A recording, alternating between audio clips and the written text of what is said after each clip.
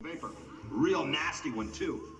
Now, let's talk seriously. Now, for the entrapment, we're going to have to ask you for 4 big ones, $4,000 for that. But we are having a special this week on proton charging and storage of the beast, and that's only going to come to $1,000, fortunately. $5,000?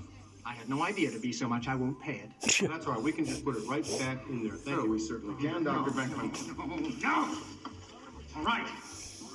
Anything. Thanks so much. Thank you. Hope we can help you again. Coming through a 1 class 5. Yeah, that's more like the how much would an EQ system realistically cost per channel I mean,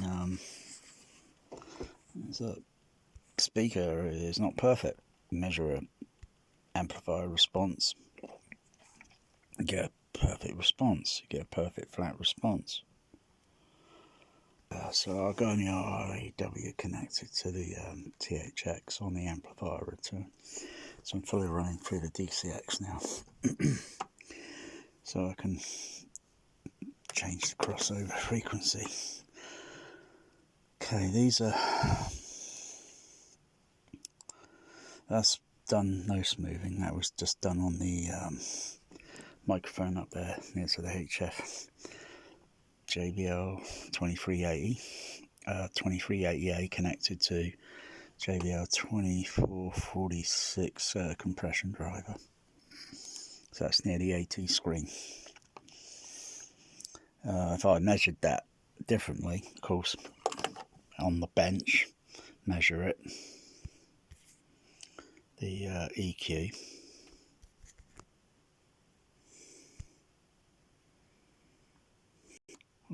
Measure the EQ.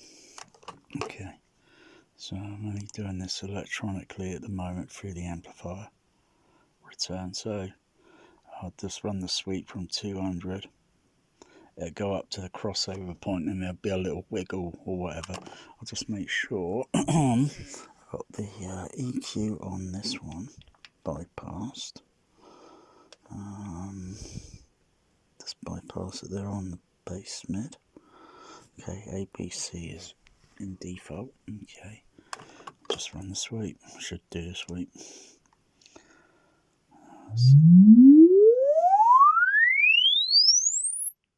Holy shit balls, that was loud. Fuck, I had the fader turned up a little bit too high. Damn. Okay. The fader turned up a little bit too high there. Okay, so I'm on unusual anomalies that I'm looking at here. That's probably because there might be something on the computer that's picking up an anomaly, strange anomaly. But that's no smoothing. You see the blue line on there? That's the amplifier frequency response, more or less, to the monitor going to the THX. So I'll turn off that, turn off that. Zoom in. Down here, hold the camera steady. And I'll zoom in on this. Woo, going that way to now. Woo, woo, woo. But if I look in at that, that's pretty flat. I mean, blimey, how far can I zoom in? Whoa, whoa, whoa, whoa. Can I zoom in any closer? Whoa, go around that way. Whoa, whoa, whoa, whoa. Well, let's just put it in a nutshell. That is pretty... I thought it might be within maybe a tolerance of maybe 0.5 dB, but I'm just looking at it. It's almost perfect flat. Okay, so I'll just bring that back into proportion, if I can get it into proportion. So these things are awkward. A little wiggly thing down there, that's probably... It might, I'll just repeat that sweep again, just that lower fader setting. I forgot about resetting the fader level there. Do that again. Just see if and then adjust the offset. Okay, do it again.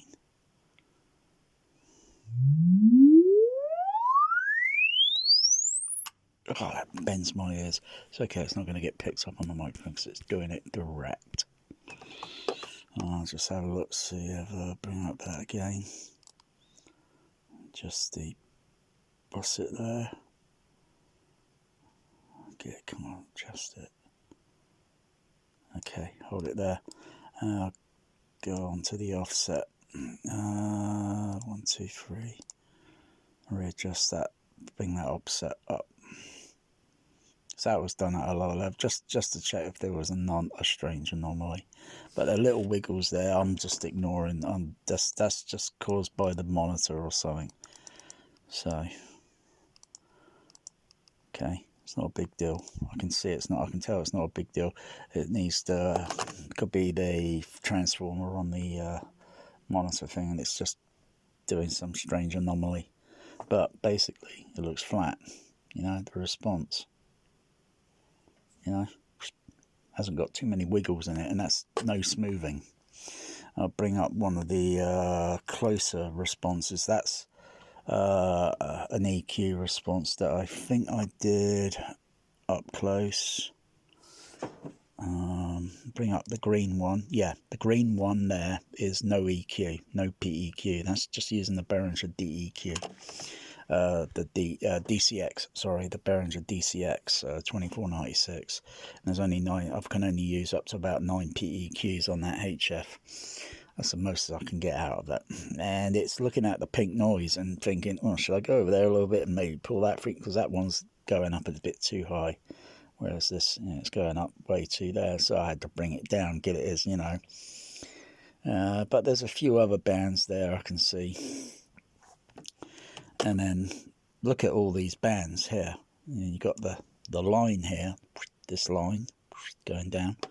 That line is basically every single PEQ filter, and there is a lot. Literally, to go say from maybe 300 hertz all the way up to 20,000. That's as far as you need to go. You go over that, then that's only going to entertain dogs, cats, and a pet bat. Isn't that right, Bear? Exactly. So that line there represents all the PEQ filters, and look at it. Down there, it's moving the dial down there at the bottom. It is a lot. Just to go from 2 up to 300, 2 up to 3,000 kilohertz, crying out loud, or even 1. Up to 2 kilohertz, and you've got to get all those little slices of frequency, literally, so it's within that sort of tolerance of that line on that amplifier. It's almost unheard of. Otherwise, the range on there is varying between, that's no smoothing, mind you, 7.2 down to, what's that? So, well, some of the peaks or dips or whatever. 1, 2, 4, what's that? 3, 4, 5. Could be about 5 dB. Yeah, that's going to be pretty audible, especially with all these dips and peaks. It's got to be flat. It's almost unheard of. To get it that way, it would take enormous amount of FBQ. They can only do up to so many parametric adjustment. Ice cream. Everybody's worried about doing an X curve. Bloody hell, first you've got to get that frequency response. Then you've got to do that X curve EQ. Which, mind you, the filter bands we have, the filter bands that are available are just not enough. You need at least 20,000, at least 20,100.